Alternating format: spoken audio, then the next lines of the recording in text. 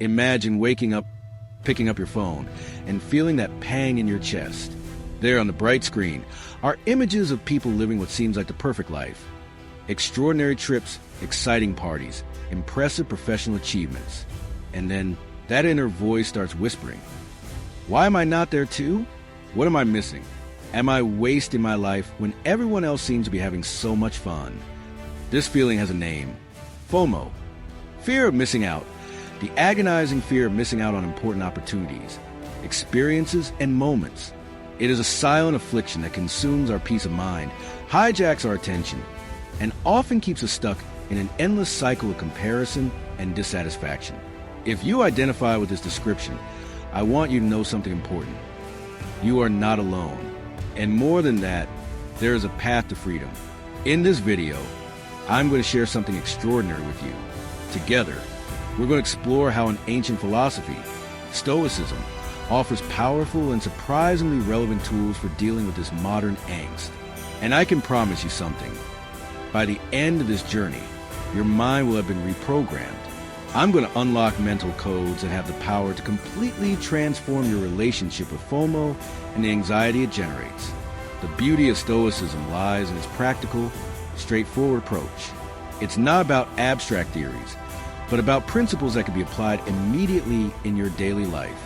Principles that have helped people find peace even in turbulent times for over 2,000 years, and that work remarkably well for the challenges of the digital world. We'll explore 10 key aspects of this philosophy, starting with understanding exactly how the Stoics would understand the phenomenon of FOMO. We'll see how to apply the powerful principle of the dichotomy of control to the situations that cause us the most anxiety. We'll discover the concept of the summum bonum, the highest good, and how it can revolutionize our perception of what really matters. We will learn ancient techniques, such as negative visualization, which paradoxically bring us greater peace of mind. We will explore the Stoic concept of autarkia, self-sufficiency, and how it contrasts with our always more culture. We will analyze the role of social media as a catalyst for FOMO and develop Stoic strategies for using technology without being consumed by it. We will discover the transformative power of Stoic gratitude, the virtue of temperance applied to daily choices, the importance of the here and now, and finally, how the Stoic view of community and belonging can offer us a completely new perspective on our lives. This isn't just another lesson in ancient philosophy. It's a practical guide to emotional survival in times of hyperconnectivity and information overload. It's an invitation to awaken to a more serene and profound way of existing in a world that's constantly pulling us in 1,000 different directions. Before we begin, please subscribe to the channel to strengthen our support network and continue receiving videos like this. Get ready for a transformative journey. The mindsets we'll unlock together have the power to change not only how you deal with FOMO, but how you approach the challenges of modern life as a whole. Let's get started. Topic 1. Understanding FOMO from a Stoic perspective. To begin our journey, we first need to understand the terrain we're exploring. FOMO, that persistent fear that we're missing out on something important, isn't just a passing annoyance. It's an emotional condition deeply embedded in the modern psyche. At its core, FOMO is anxiety fueled by the perception that there are valuable experiences happening elsewhere, experiences that we are not participating in. This feeling has always existed in humanity, but never before in history have we had instant and constant access to so many alternative lives as we do today. Every notification, every scroll, every shared story is a window into a world of possibilities from which we are absent. And this constant awareness of our absence can become an almost physical pain. If we could bring the ancient Stoic philosophers into our digital world, what would they say about this phenomenon? They would see FOMO with revelatory clarity, immediately identifying it as a preoccupation with externalities, things that are fundamentally beyond our control. In Stoic psychology, there's a concept called phantasiae, the impressions or appearances we receive from the external world. These impressions come to us constantly, but the crucial point is that we have the ability to decide whether or not to give our assent to them. In other words, we can choose whether to accept these impressions as true and important, or whether to recognize them as mere appearances that should not determine our mental state. What happens when we open social media? We are bombarded with carefully curated impressions: the amazing party, the dream trip, the promotion at work, the perfect relationship. And almost automatically, we give our assent to these impressions, accepting them as complete representations of reality, and more dangerously, as indicators of what we should be doing or having. A Stoic would recognize this process immediately. Epictetus, one of the great masters of Stoicism, would say, "It is not the things themselves that disturb us, but the judgments we make about them." FOMO is not caused by the experiences we are missing out on, but by the judgment that those experiences are essential to our happiness. Here's the first mindset we need to unlock: the critical distinction between what seems valuable and what actually is value. In the Stoic view, many of the things that trigger FOMO, social status, hedonic experiences, material possessions, are classified as indifferent. This doesn't mean they're devoid of any value, but rather that they're not essential components of true human happiness. Think about the last time FOMO hit you. Maybe it was when you saw photos of friends at a party you weren't invited to, or when you heard about an investment opportunity you missed out on, or when you discovered a course that could have transformed your career. At that moment, you probably felt a mix of envy, regret, and anxiety. But if we were to apply a Stoic lens to the situation, we'd realize that we were giving disproportionate importance to indifference, things that, no matter how desirable they may seem, don't define our true worth or happiness. This is just the first step on our journey, recognizing that FOMO is largely a preoccupation with things that Stoics would classify as indifferent. This recognition alone begins to untangle the knots of anxiety. But to truly transform our relationship with FOMO, we need to move beyond theoretical understanding and develop practical tools. This is where the next core principle of Stoicism comes in: the dichotomy of control. As we continue, you'll begin to realize that these ancient principles aren't dusty relics, but rather powerful keys to unlocking a calmer mind in our frenetic world. And the next principle we'll explore, perhaps the most fundamental of Stoicism, has the power to radically transform your experience of FOMO. Topic 2. The principle of dichotomy of control. If there is one principle of Stoicism that can be considered the master key to unlocking a FOMO-free mind, it is certainly this one: the dichotomy of control. So simple in its formulation, yet so profound in its implications, this principle has the power to completely reconfigure our relationship with life's opportunities, choices, and possibilities. Epictetus, a former slave who became one of the most influential Stoic philosophers, begins his life manual, the Enchiridion, with these words: "Some things are within our control, while others are not. Within our control are our opinions, impulses, desires, and aversions. In short, everything that is properly ours. Outside our control are our bodies, our property, our reputation, our offices. In short, everything that is not properly ours." This seemingly simple distinction holds the secret to extraordinary mental freedom. When we apply this principle to FOMO, instant clarity emerges. Let's decode it together. What is within your control when it comes to life opportunities? Your choices, your intentions, your values, how you distribute your attention and energy, how you interpret events. In short, your internal response. What is not in your control? The existence of the opportunities themselves, who gets invited to which events, who gets which promotions, what experiences are available to which people, what others do or achieve, what is posted on social media. In short, the external circumstances. When we suffer from FOMO, we are essentially confusing these two domains. We are wasting precious energy. Our energy, which is within our control, worrying about something that is fundamentally not within our control. This confusion is the source of immense and unnecessary distress. Let's see how this works in practice. Your friend has traveled to an exotic destination and posted stunning photos. You feel a pang of envy, followed by thoughts like, "I should be there too," or "My life is so boring compared to his." Where's the confusion here? You're treating something outside of your control, your friend's trip, as if it should be within your control. A Stoic would reorient the thinking. My friend's journey is beyond my control. What is within my control is how I interpret this information and what I do with it. I can be happy for him.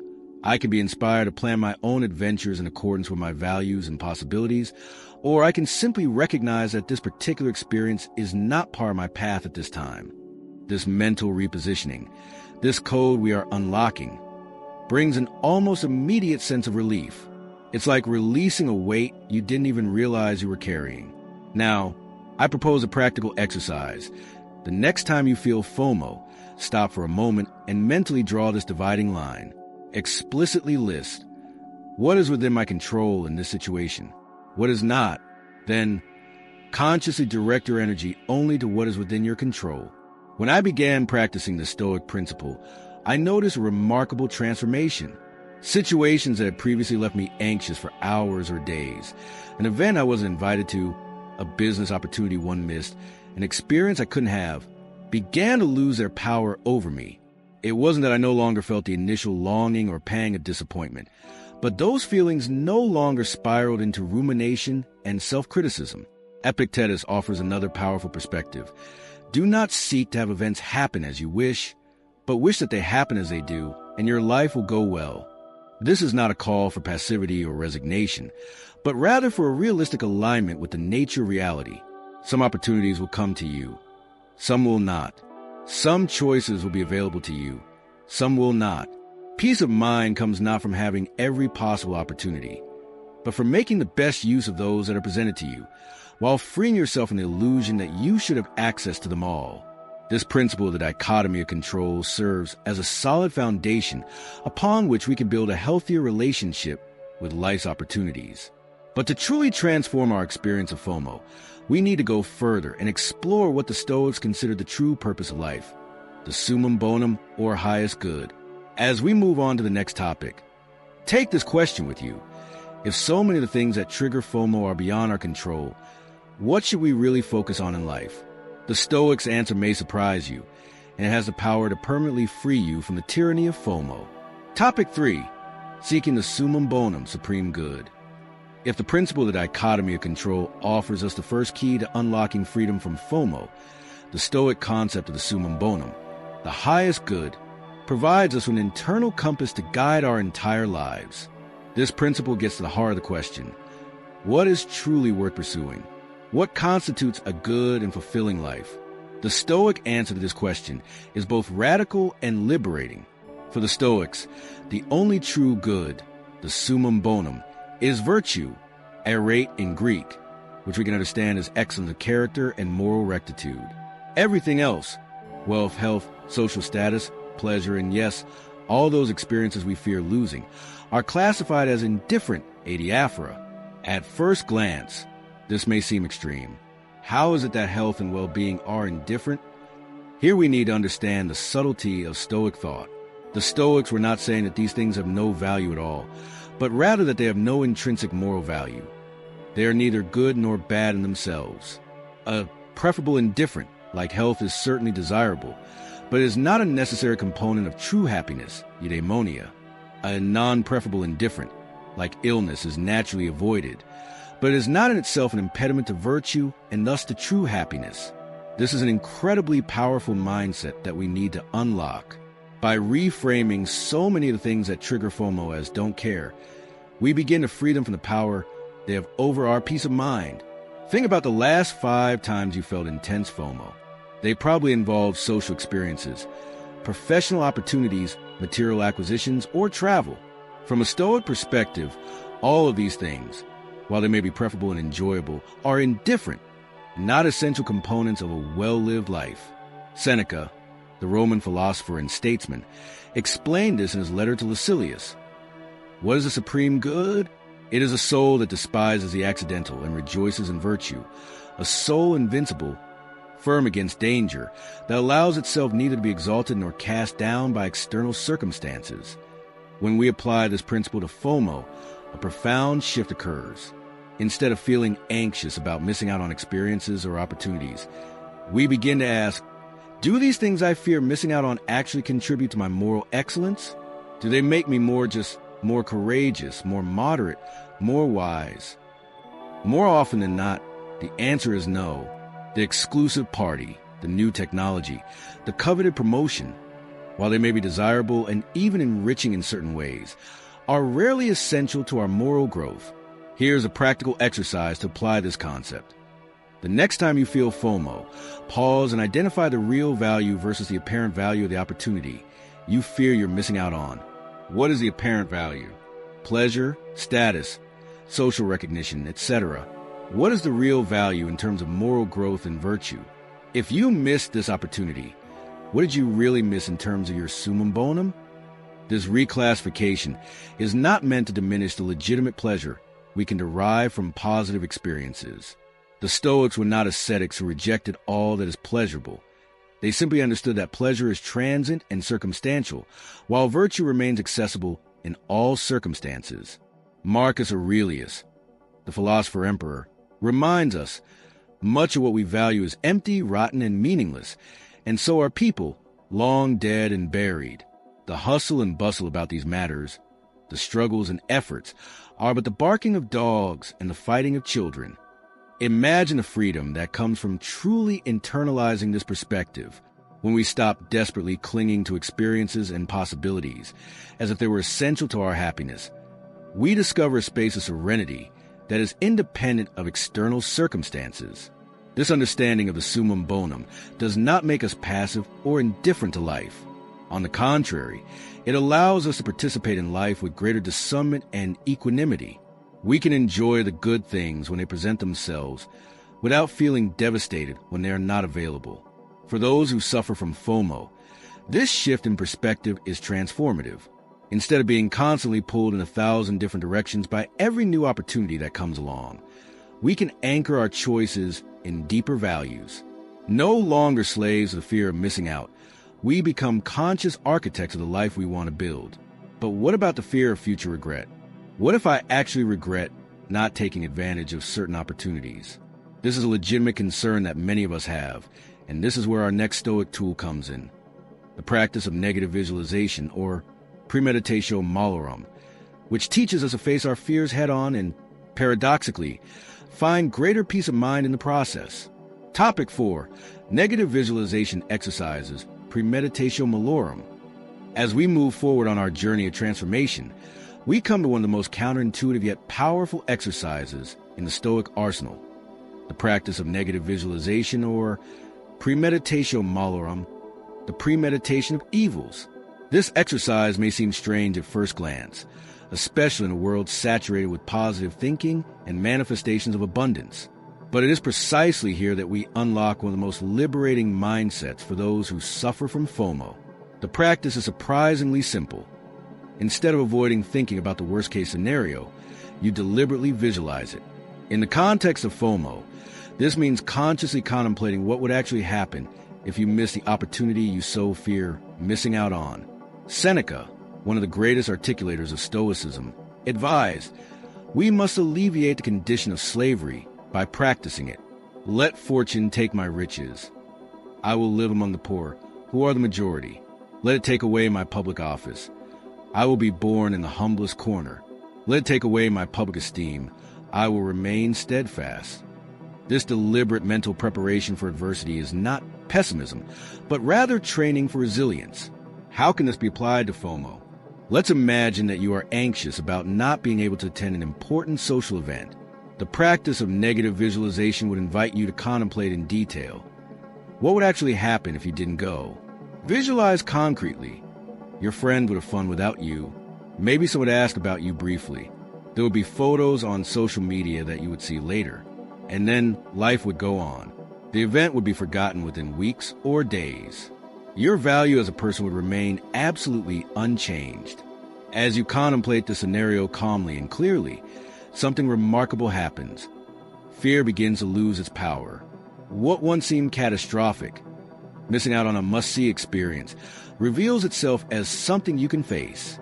More than that, something you can survive with dignity intact. This practice has profound psychological effects. First, it desensitizes our emotional response to the worst-case scenario, making it seem less threatening. Second, it helps us realize that many of the losses we fear are actually insignificant in the larger context of our lives.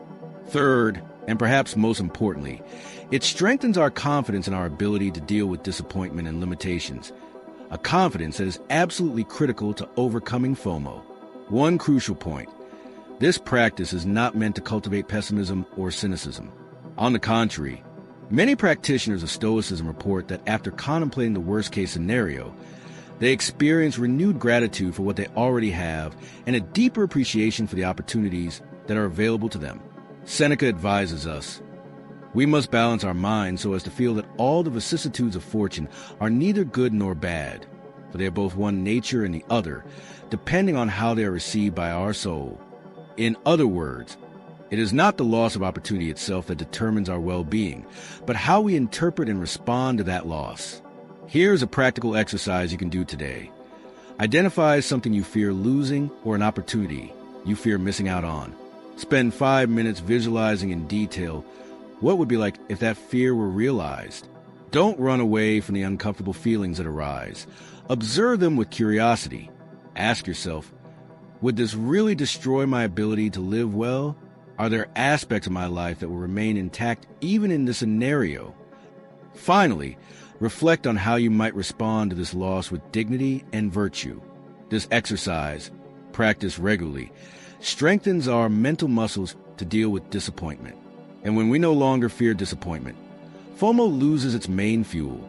It is important to note that negative visualization is not an exercise in giving up or despair. On the contrary, it is a training for inner freedom. When we are no longer slaves to the fear of losing, we become free to choose with greater wisdom and serenity. But this practice is only part of the transformation. To truly overcome FOMO, we also need to confront one of the most powerful illusions in contemporary culture, the idea that more is always better. This is where the next Stoic principle we'll explore comes in, the profound wisdom of recognizing enough. Topic 5. The fallacy of always more versus Stoic enough. We are now reaching the climax of our journey, where we confront one of the deepest roots of FOMO, the insidious belief that more is always better. This is a belief so deeply ingrained in our culture that we rarely question it. More experiences, more connections, more opportunities, more possessions. The implicit promise is that the more we accumulate, the happier we will be. It is at this critical point that Stoicism offers a revolutionary counterpoint, the concept of autarkia, self-sufficiency, or contentment with what is enough. This concept is not just an abstract philosophical idea, but a vital practice for anyone seeking freedom from the vicious cycle of FOMO. Seneca, who knew both wealth and adversity intimately, wrote, "It is not the man who is little, but the man who desires more, who is poor." This statement directly challenges the logic of consumerism and endless accumulation that fuels our FOMO. What happens when we are constantly seeking more? We create a condition of perpetual scarcity. No matter how much we have, there will always be something we don't have, something we are missing.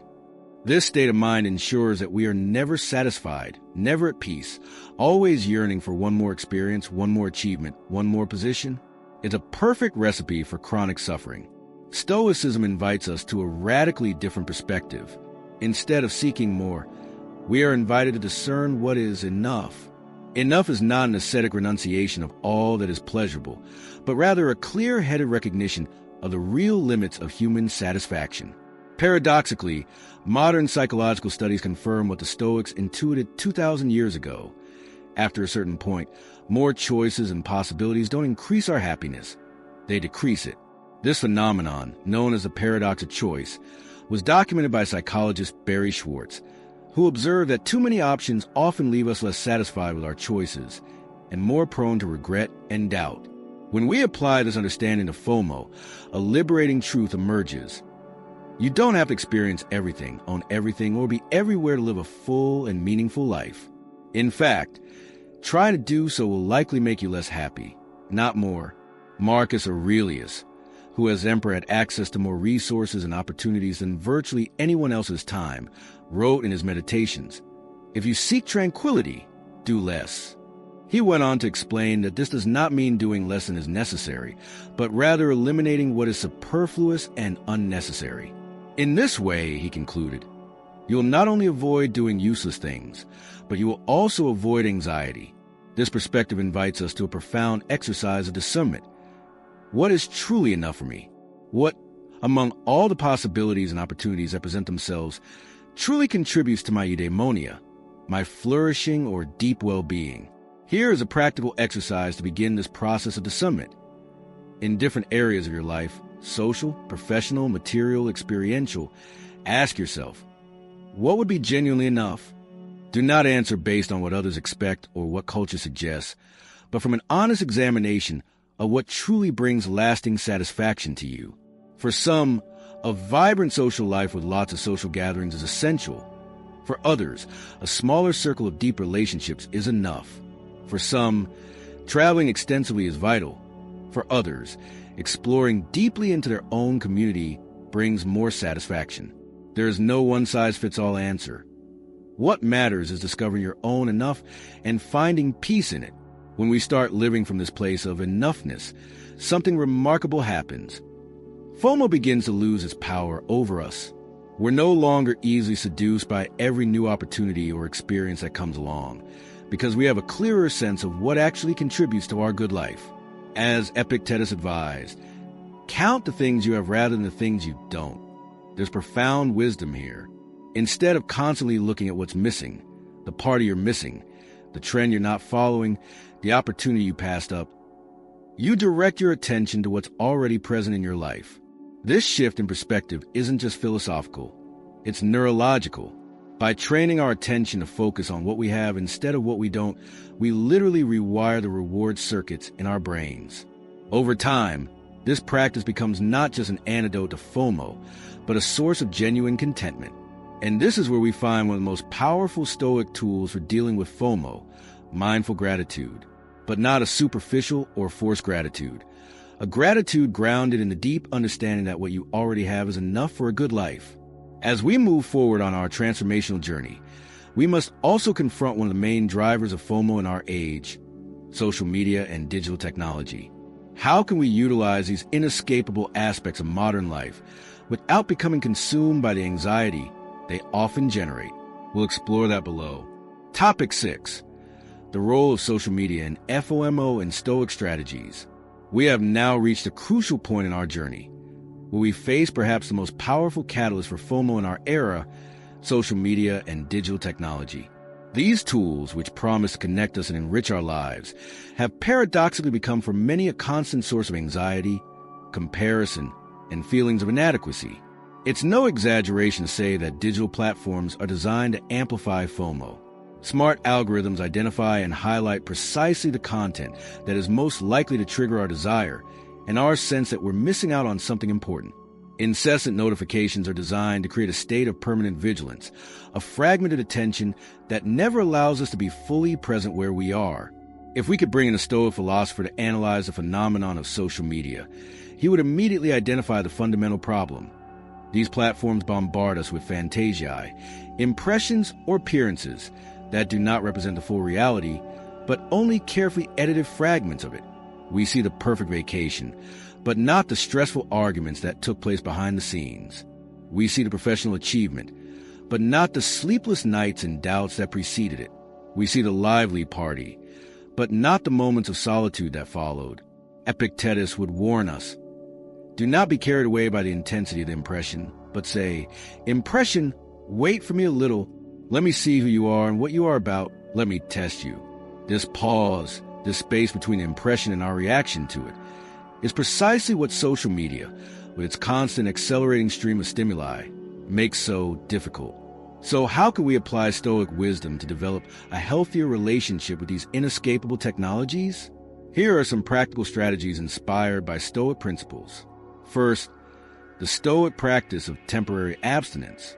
The Stoics often practice voluntary periods of deprivation, such as wearing simple clothing, sleeping on the floor, or eating basic foods, not as self-punishment, but as training for inner freedom.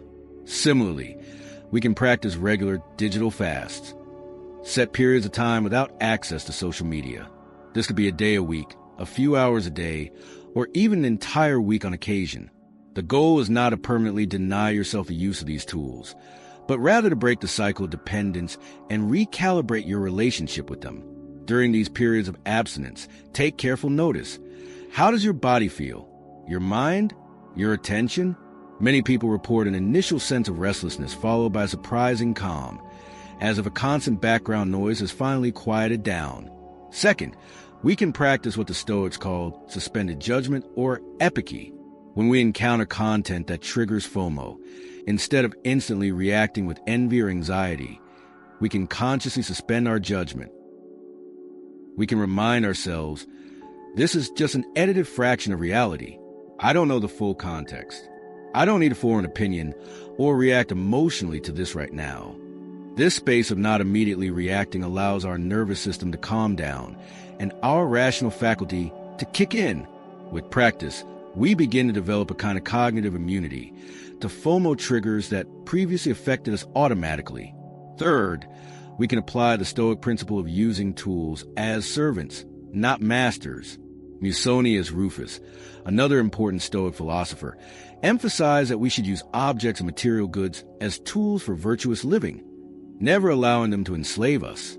Similarly, we can redesign our relationship with technology to ensure that it serves our values and purposes, not the other way around.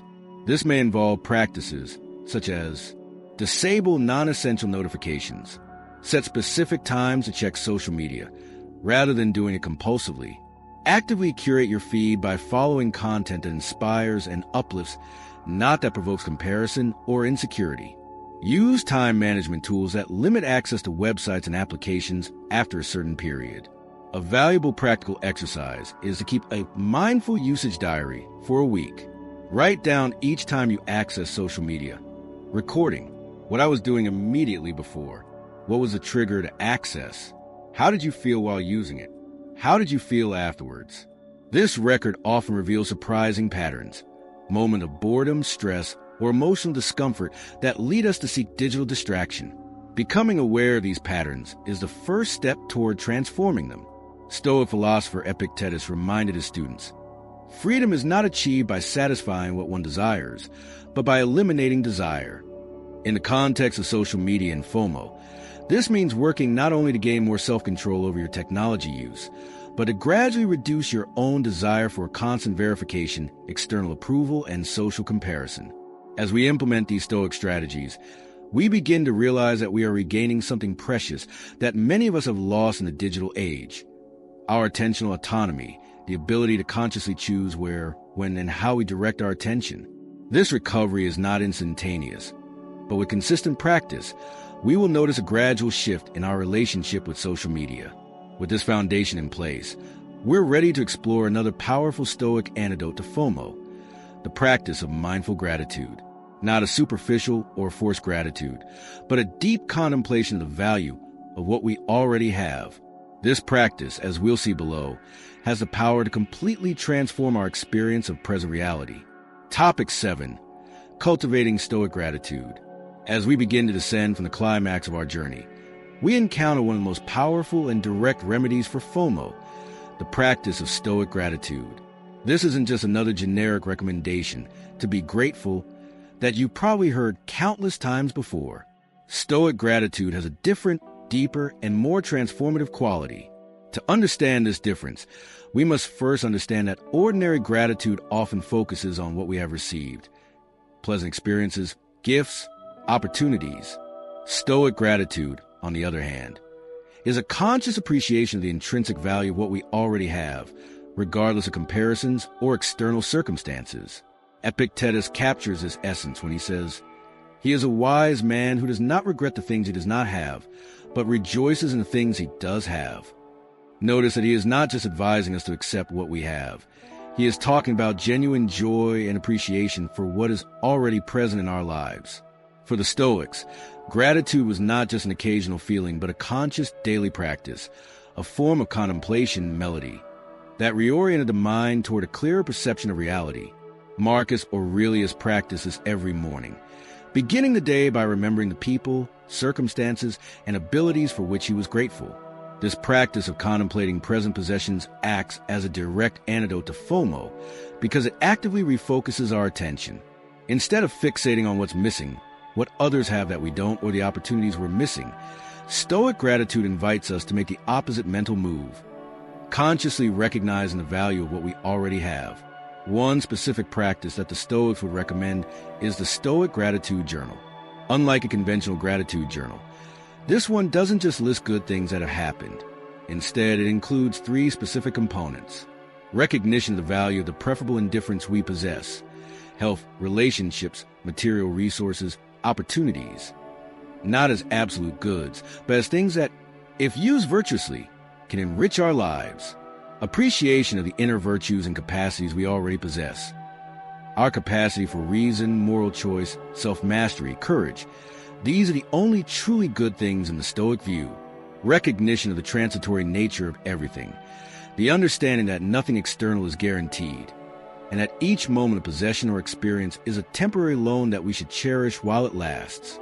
This last component brings us to another particularly powerful Stoic practice: visualizing temporary loss. Epictetus advised, when you embrace your child or your wife, say to yourself, you are embracing a mortal. This sounds grim at first, but the goal was not to induce fear or sadness, but rather to heighten appreciation of the present. We can adapt this practice to combat FOMO. Instead of lamenting experiences we're missing out on, we can visualize the temporary loss of what we already have.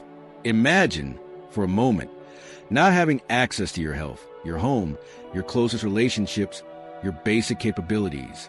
This contemplation, when done not with anxiety but with clarity, often triggers a wave of genuine gratitude for what we normally take for granted. Marcus Aurelius regularly practiced this kind of contemplation. Do not act as if you were to live 10,000 years. Death is hanging over you. While you live, while you are in time, be good. This awareness of impermanence was not for him a source of despair, but rather a vivid reminder to fully appreciate what is already present. Contemporary philosopher Pierre Hadot, a scholar of Stoicism, describes this practice as an exercise of presence in the world, which allows us to see things through the eyes of someone who sees them for the first time. It is precisely this quality of freshness and renewed appreciation that FOMO robs us of. As we cultivate this form of Stoic gratitude, we begin to experience what the Stoics called ataraxia, the tranquility of mind that comes from being at peace with what is. This state of mind is not a passive resignation, but a form of active freedom. Freedom from the tyranny of insatiable desires and endless comparisons. An added benefit of this practice is that it makes us more present and available to the experiences and relationships that are already part of our lives. Paradoxically, by letting go of anxiously pursuing new experiences for fear of missing out, we often discover greater richness and depth in the experiences that are already within our reach. As a practical exercise, I suggest you start a Stoic gratitude journal with these 3 daily questions. What preferable indifference in my life can I appreciate the value of today? What virtues or inner capacities were I able to exercise today? If I were to temporarily lose something I value, what would I miss most and why? This practice, repeated consistently, not only alleviates FOMO, but gradually recalibrates our value system, leading us to a deeper appreciation of what truly makes for a good life. But gratitude alone is not enough. To truly overcome FOMO, we also need to develop the ability to make conscious, measured choices in a world that constantly tempts us with more options than we can possibly absorb. This is where the Stoic virtue of temperance comes in, our next topic of exploration. Topic 8. The virtue of temperance applied to daily choices. As we continue our journey of transformation, we come to a fundamental principle of Stoicism that is direct application to the problem of FOMO, the virtue of temperance, sophrosyne. This cardinal virtue, often translated as moderation or self-control, was for the Stoics much more than simply restraining impulses. It was a wisdom of knowing what is enough, the ability to discern the true value of things, and to make choices that align with the good life. In our contemporary world, temperance is perhaps the virtue we need most, and the one we cultivate least. We live in an age of unprecedented excess, not just of material goods, but of information, opportunities, connections, and possibilities. As philosopher Alain de Botton has observed, there is a peculiar kind of anxiety inherent in modern capitalist societies, where people are dominated not so much by what they have as by what they fear they do not have. FOMO is, at its core, a manifestation of intemperance, an inability to set healthy boundaries and say no when necessary. It's the overwhelming feeling that we must experience it all, have it all, be it all, an impossible demand that inevitably leads to exhaustion, fragmentation, and a feeling of never being or having enough. How, then, Can we apply the Stoic virtue of temperance to our daily choices? How can we develop what we might call a wise attention economy, where we invest our finite resources, time, energy, focus, according to a clear and conscious value system? Seneca offers valuable guidance. In order to want what is enough, you must first know what is enough. Temperance begins with this inner clarity about what is truly enough in different areas of our lives. Without this clarity, we are at the mercy of endless desires, always chasing the next event, the next acquisition, the next experience. A practical exercise for developing this clarity is what we might call tempered decision-making. When faced with a new opportunity, experience, or potential acquisition, ask yourself these questions. Does this choice align with my core values? Or am I considering it primarily because of what others think or fear missing out? How does this opportunity or experience relate to what I already have and value in my life? Does it complement or compete? What will be the cost, not just financially, but in terms of time, energy, and attention, of pursuing this? What will I have to give up? If I were to forego this opportunity, what would I really lose in terms of what matters most in my eudaimonia, deep well-being? By practicing this kind of discernment regularly, we gradually develop what the Stoics valued so highly, autonomy of judgment. We become less susceptible to being swept up in every new trend, less vulnerable to the social and market manipulation that fuels FOMO. Marcus Aurelius, writing to himself in his Meditations, reminds us, if you are disturbed by something external, the pain is not due to the thing itself, but to your estimate of it, and this you have the power to revoke at any moment. This is the essence of Stoic temperance applied to FOMO, recognizing that our disturbance comes not from the things or opportunities themselves, but from the value we assign to them, a value that is within our control to review and readjust. One crucial aspect of temperance that is particularly relevant to FOMO is conscious prioritization. In a world with virtually infinite options, we cannot do everything, be everywhere, or experience everything.